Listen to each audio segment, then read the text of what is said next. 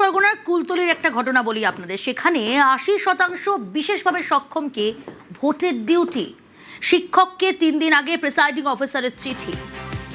৮০% বিশেষভাবে সক্ষমকে ভোটের ডিউটি। অর্পণ রয়েছে আমার সঙ্গে। অর্পণ, বিশেষভাবে সক্ষম ৮০% তিনি এই শিক্ষক।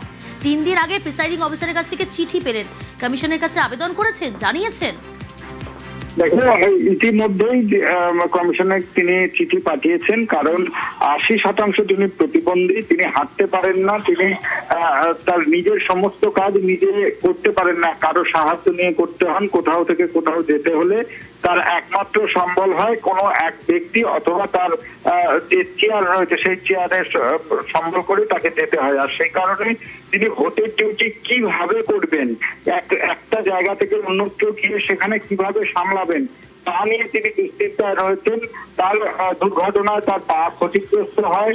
2021-2023 সালের নির্বাচনে তার কোনো ডিউটি পড়েনি, কারণ আগের থেকেই তিনি মেডিকেল সার্টিফিকেট দিয়েছিলেন। এবারেও তিনি সেই কাজ করেছেন বলে তিনি জানাচ্ছেন।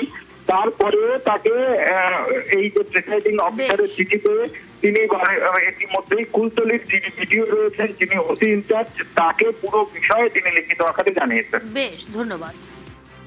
এই ইসিআই আমাকে গত 3 দিন আগে এই প্রিসাইডিং অফিসারের একটা চিঠি ধরিয়ে দিয়েছেন।